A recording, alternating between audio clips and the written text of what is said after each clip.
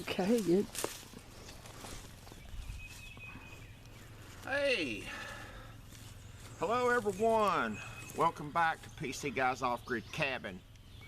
As you can see, the work's never done, and we're doing it just for fun. The weather has not exactly cooperated with me. We wanted to be out here yesterday doing all this work, and it poured down rain. We've been having sporadic showers come over today, so every so often we'll have to stop and go inside because it starts pouring down rain. Then it'll quit, we'll get back out here, we'll start working again. Make matters worse, broke the rope starter on the mower. Goofer. So now that's kind of put a damper on some of the things we needed to do here. We've been trying to get as much of this work done because give it another week or two, with spring coming on, everything's going to start growing up, and it's going to make this job just that much harder to take and do. Everything's starting to green up, but in spite of that, it's a relatively pretty day. Got the birds chirping, and I got something to show you though. I am absolutely ecstatic with this. My pear tree has broke out of dormancy, and it's put on some beautiful leaves. I did have one other pear tree that I had in a bucket that I was wanting to plant out here, and I had bought it. It was a bare root tree, and the intention was grow it in a pot for one season before I transplanted it. I don't know what happened, but it looks like to me it didn't survive the winter, and I mean that sucks. So we may wind up having to go buy another pear tree. This tree is supposed to be self-pollinating. However, they do better when there's another pear tree nearby that they can pollinate off of. My apple trees have taken, and they just now have broke dormancy, and they are starting to put out some little sprouts on them, but they're not near what the pear tree is. Now what do you say we take and go have a sit down, and we'll talk about some of the current events. Come on over and have a seat. No, I don't wanna. You don't wanna? What do you want? Besides be ornery. See what I have to put up with? Mm-hmm. Yeah. She takes care of me. He wouldn't know what to do without me. Pretty much. Even though she worries a pee-whiz out of me. Anyway. Moving right along. We have to have a little bit of sense of humor here with everything that's going on, because man, it's a mess out there right now, folks. Beer virus. Everybody's talking about it, and everybody's worried about it, and I'm gonna be honest with you, you should be worried about it right now. Not so much unless you have underlying health issues that are, most people will survive it. However, it's all the other things that's going on with it is what really scares me right now. Look out, because most likely this economy is going to tank, and it really couldn't come at a worse time for us, because I went through a period of about 2 months where I was working real sporadically, and then I finally started, just about the time everything started getting better, and I started an assignment that is supposed to last about, well, sometime in May is the last word I got on it. But I'm working for this company and we're hauling used motor oil. Well, used motor oil, hydraulic fluid, used antifreeze, basically pretty much any kind of used fluids. And there's a big market for recycling all that stuff. I didn't even realize how big of a market there was for it. But so now we're working fairly regular. But after that, who knows? So it's important right now, make the money while you can, because things are fixing to get nasty. Which brings me to the next thing that I wanted to go into. I said we wasn't ready. Okay, we need to take and be working toward getting the cabin where we can live here full time, and that means a bathroom. And that's going to be the next big project that we will get into. You know, obviously when you take and you go through a period of a couple of months where you're working real sporadically, then obviously, you know, you're not going to have funds to put into a major project like that. Well, dang, I got something buzzing me. That's what happens when you make a video outside. But pretty much now, it's come hell or high water, we got to get working on that bathroom and get it done. Besides that, she's getting tired of peeing in a bucket. Doesn't bother me. Doesn't bother me as much as it bothers his girls. Yeah, my two youngest daughters, especially, well, I got a 16-year-old. You know, when you get into teenagers, you know, all teenagers crazy, okay? And she's no exception, and every time I start talking about coming up, I don't want to go up to that stupid cabin. That's her attitude. Typical teenager. But there's not a bathroom up there. Well, we got to get it done. Because as this thing gets worse, and it's going to, because this economy is going to get trashed. Let's hope not anyway. Well, yeah, we hope not. But you prepare for the worst and you hope for the best in all this. Okay? And the one thing here's a thought I want to leave with you. The one thing that you will see people get stupid over real quick is start messing with their food supply. And when people get hungry, they get stupid. And they get really stupid. To the point to where they'll become violent with you.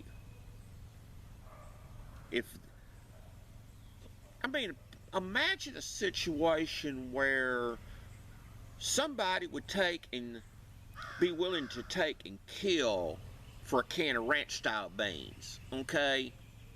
That's, you know, don't say it can't happen, because it can. And as I say, we don't want things like this to happen. But at this point, we don't even know what direction things are going to go in. So be prepared for an extended period of time where things are as bad as they are now, if not worse. Keep it in mind. Start taking and having some seeds available to plant. Get some food stockpiled up, have a plan, regardless, and I'm not going to sit here and tell you this is what you need to do exactly, because everybody's situations are different, okay? But you need, whatever it is you're going to do, you need to start thinking about it if you haven't already prepared for it. If you have prepared for it and you're ready to get after it, I'm happy for you. If you're not prepared for what's coming down the pipe, you better be thinking about it, you better be planning, and you better be figuring out what you need to do. Because rough times are coming upon us. We're going to see situations that are occurring that nobody in my lifetime has ever seen before. My parents grew up in the Great Depression, and I can remember my mother talking about some of the things that they had to do when they was kids, and then going through World War II and everything. They had a rough time. They had a very rough time trying to survive. But now you've got a generation that has never seen anything in the way of rough time. They have no skills on how to take and find food, grow food. All they know is throw something in the microwave and let's get, and a minute or two later, ding, there's food. They don't even know where their food comes from. And that's scary. That is very scary. Because when those are going to be the first people that are going to panic and not know what to do if the grocery store shelves are bare. They're almost bare now. We was in Walmart yesterday, toilet paper aisle, that looks like the Houston Texans trophy case, okay? There's nothing in it. The meat aisle was very close to being bare. We did manage to get a little bit of stuff there. Lunch meat, very, very few things in the lunch meat section. No eggs. Even plastic sandwich bags were. We didn't even get any of those, did we? Yeah, we did. Oh, we did. We didn't get the kind we wanted. Yeah. We had to settle for something different. Yeah, the generic type thing that, just isn't quite as good a quality. It'll work in a pinch, but obviously we'd rather have what we're accustomed to. Frozen food section was, some things were there, some things weren't. Most of the stuff that people feed their kids because kids are home from school, that stuff is gone. Yeah. Fish, corn dogs, Hot Pockets, pizzas. That was why, because you've got all these kids at home, and kids have to be fed. So, but you have to do what you have to do. Take care of your kids, but just leave some for other people. I get it. The stores are working very hard on getting stuff back on the shelves, and we appreciate each and every one of them. I made it a point to. The truckers are. Oh yeah. The truckers are doing their best trying to get stuff to the stores.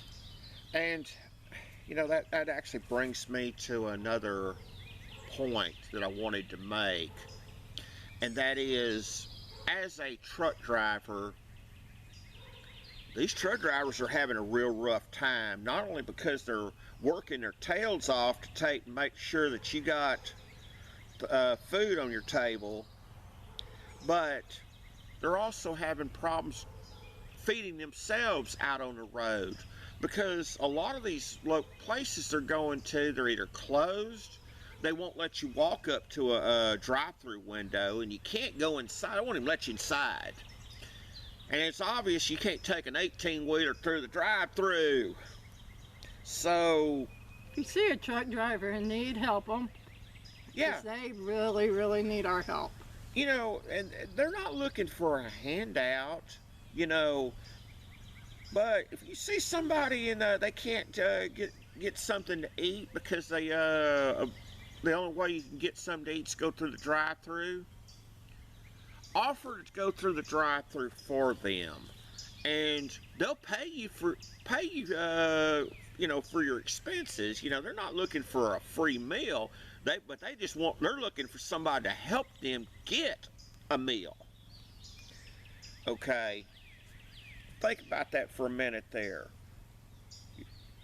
Without trucks, I'm screwed, you're screwed, everybody's screwed. When them trucks stop, then it's going to get nasty. Hopefully it don't come down to that. Yeah. But they keep assuring us that there's food in the warehouses. They're trying to get it on the shelves, but everybody's routines are disrupted right now. The kids are home from school, and I'm not going to get to see my two youngest ones for a while because, you know, what's that term they're using? Social distance? Social distancing. Yes, so... Which is what we're doing. We're out here, you know, we are miles away from anybody, and that's we still do have to go back home because he still has to work, and which thank God he still has a job. Yeah. Folks, just pray for this country is what you need to do. Oh yeah, absolutely. I mean, pray for the oil field, the truck drivers, the retailers, anybody and everything. We just need to pray that God saves this country. Yeah. And He will. I firmly believe in my soul that God will heal this country. It's just a matter of when He thinks it's time that it needs to be healed. There's going to be some valuable lessons to be learned in all this. We're all going to have to learn new skills and learn how to survive. That's it. You know, he mentioned food supply planting. I'm wanting to plant, zucchini, which I can't find any zucchini seeds, but as soon as I do, I will be planting them. Tomatoes, cucumbers, which is stuff I like to eat. He doesn't necessarily like them, but we'll plant carrots. He likes to eat carrots. So, I mean, plant what you need. If you eat a lot of potatoes, grow potatoes. They're easy. From what I understand, they're easy to grow. I haven't tried yet. It's something I want to. A lot of stuff like that you can plant. Go buy some 5-gallon buckets at the local Lowe's or Home Depot. Something I didn't know, and a fella at Lowe's was showing me this yesterday, that the buckets that they sell are actually food safe. Yep. And I didn't know that. I assumed that they wasn't, but he showed me the emblem on the bottom of it and said these are food safe. I'm like, okay, it's good to know. And you can plant tomatoes in a 5-gallon bucket. You can plant cucumbers. There's a whole lot of stuff you can plant in a 5-gallon bucket. Just because you live in town and you got a small backyard, don't think you can't plant some food in there. Absolutely you can. Use your imagination and be willing to try some stuff. I promise you can do it. It's just a matter of getting that spirit going there, and say, okay, yeah, it's going to get bad, it's going to get tough, but we're going to come up with solutions to the problems. You know, right now, I mean, we want to get as much done as possible here at this cabin. Get it set up. You know, there's all kind of things we want to do, and it's just, you know, a lot of it is we can't do it unless we're here full time, and that's going to be one of the big things that we're dealing with right now. You know, right now I have a job, okay, and the last thing you want to do is walk away from a job if you got an income coming in right now. But if that plays out and there's no work, then we're going to be here, because we can live a lot more frugal up here than we can paying utilities, paying rent, paying this and that and the other. Okay? And that's going to help us out. You know, we're already pretty good at taking and squeezing Abe Lincoln till he screams. Talking about squeezing that penny. Well, guess what? We're going to get better at it. We don't have a choice. Yep. Well, anyway, I've rambled on long enough, and I want to say this. Hug and kiss the ones you love. Take care of yourself. Be thankful for what you have. Thank God for what you have. And we appreciate you watching. Remember to take and hit that thumbs up and ring that notification bell. We try to put out a video at least once a week. We don't always succeed because life does get in our way of things. And we can't always come up here and do what we need to do. But take care of yourselves. Till next time, thanks for watching.